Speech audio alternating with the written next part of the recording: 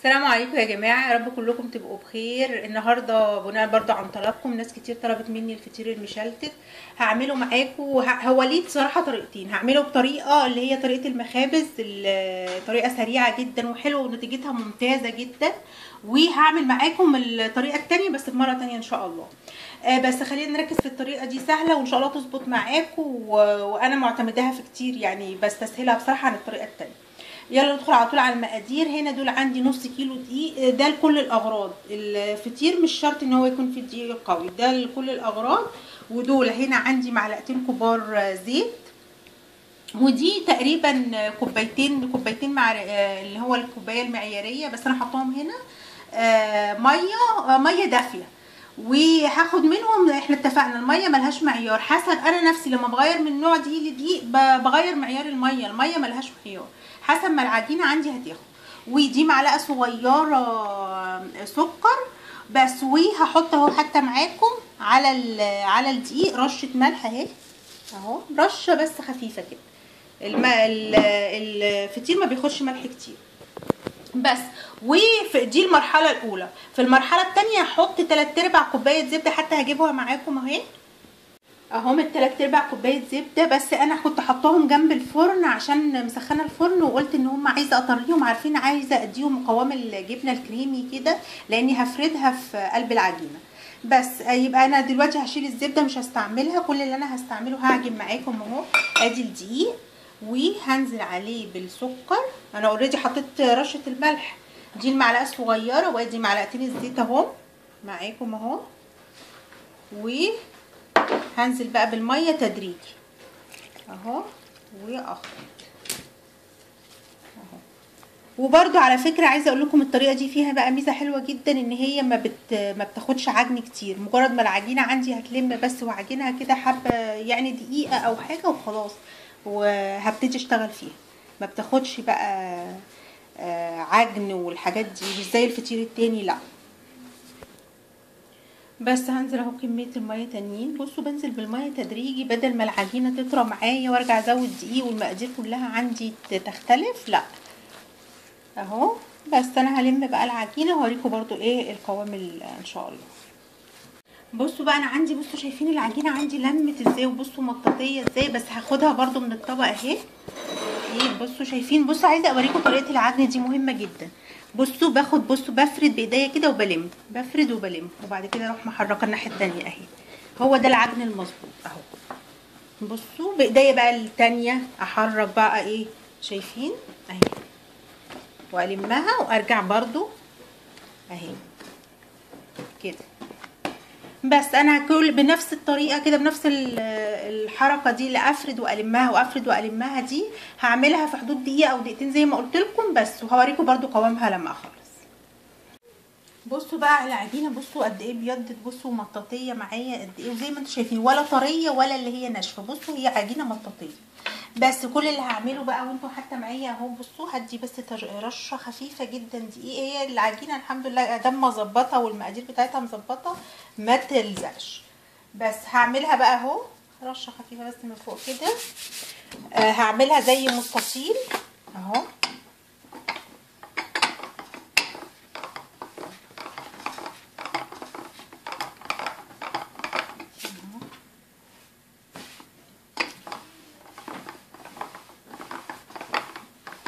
بس انا هفردها وهوريكم برضو الشكل المطلوب. بصوا بقى انا فردت العجينه تقريبا نص سنتي. بصوا ولا الرفيعه تتقطع ولا اهي، بصوا القوام اهي، ولا الرفيعه تتقطع ولا التخينه ان انا ما اقدرش اتحكم فيها. انا عايزه القوام ده عشان خاطر الزبده. بصوا بقى الزبده زي ما قلت لكم، عارفين الجبنه الكريميه، بصوا اهي.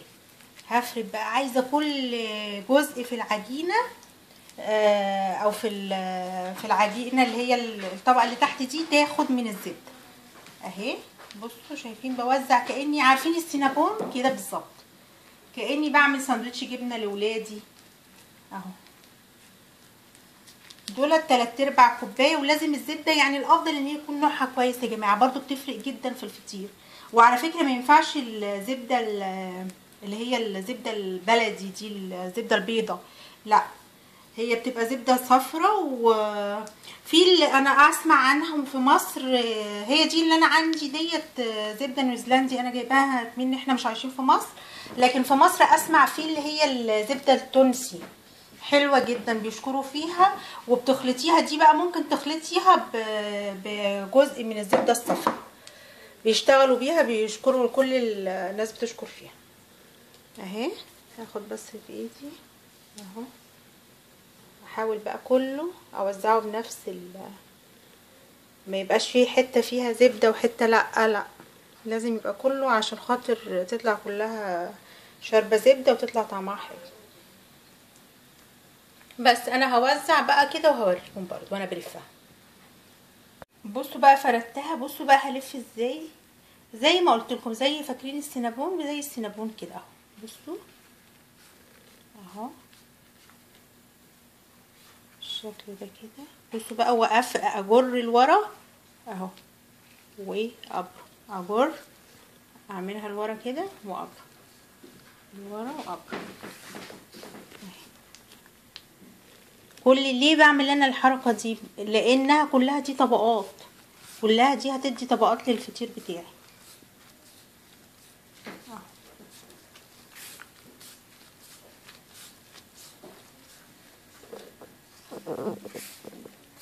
هيبقى عندي بقى رول، هما النص كيلو ده تقريبا هيعمل انا هعملهم بصراحه فطيرتين كبار او فطيره كبيره وفطيرتين صغيرين.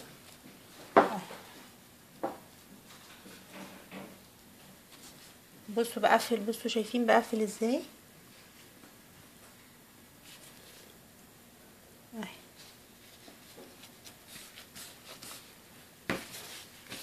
اخلي بقى الحته الجزء الرول اللي تحت ده تحت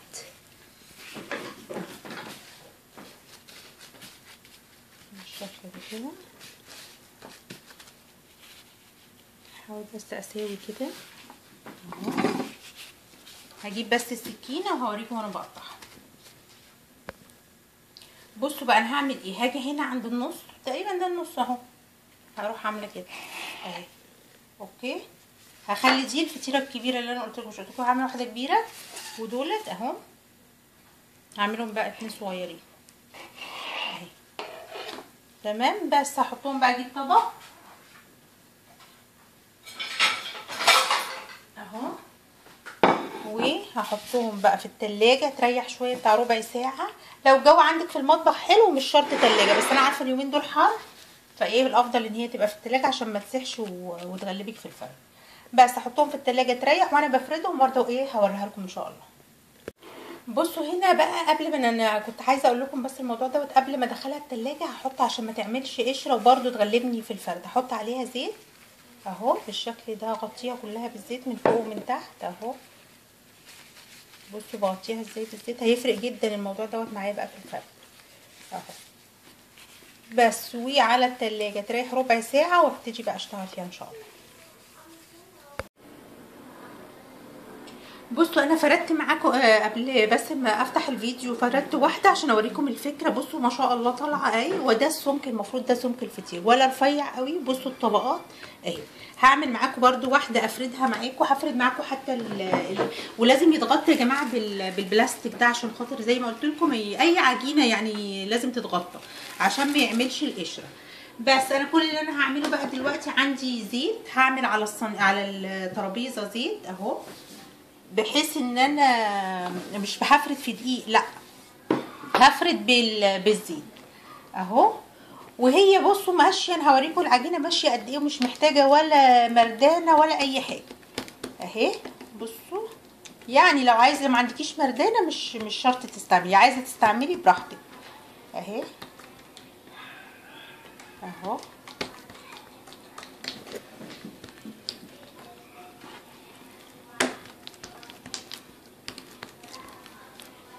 بس استعملها بس شويه كده تساعدني اهي.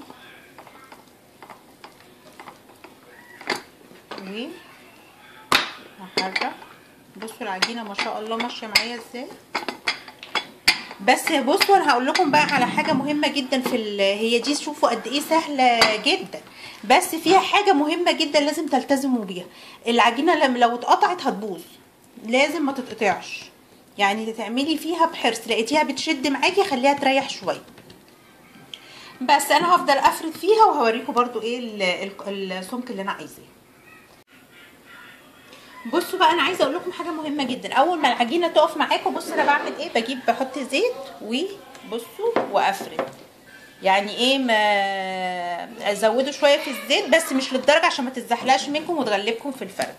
بس انا كل بقى اللي انا هعمله، انا عايزاها تطلع مدوره زي ما وريتها لكم الاولانيه اهي. بصوا بلم بقى، بعمل لي دايره كده اهي، شايفين اهو اهو، بحيث تاخد ايه الشكل المدور اهي. هعملها بقى بصوا زي السره كده اهي، هجمعها واحطها على الترابيزه، الفها كده اهي، وعلى الصينيه اهي. هسيبها بقى تريح، هفرد واحده تانية وهوريكم برضو اللي هي ديت هعمل فيها ايه. بس انا سبتها تريح شويه، هفرد معاكم بصوا اهو بالشكل ده كده، بحيث ان هي عايزاها كلها تبقى نفس المقاس اهو بالشكل ده كده اهي. بس هفردها بقى في الصينيه وهوريكم برضو زي اللي انا وريتها لكم قبل كده. ادي فطيرتنا اهي يا جماعه زي ما انتم شايفين، بصوا مدوره ازاي، بصوا النفخ ده دليل ان انا عجينتي الحمد لله تمام.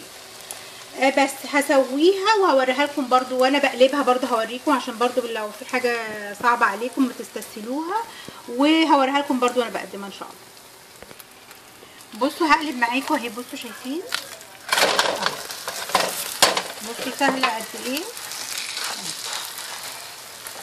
بس وهبتدي برضو احرك فيها واوريها لكم برضو في التقديم ان شاء الله. ادي الفطير يا جماعه زي ما انتم شايفين طلع، انا والله حتى هقطع معاكم حته اهي عشان اوريكم. بصوا الطبقات، فطير مشلتت ده ولا مش مشلتت؟ بس وزي ما انتم شايفين في القرمشه وفي نفس الوقت طري. وعلى فكره الطريقه دي ممكن برضو تتسوى في الفرن لو انت بتحبي، انا بصراحه بستسهل من فوق من البوتاجاز. وممكن تقسموهم اصغر من كده اكبر من كده زي ما انتم عايزين. ويا رب يكون الفطير مشلتت النهارده سهل وخفيف عليكم، وما تنساش في الشير واللايك والسبسكرايب. اشوفكم الفيديو الجاي، باي باي.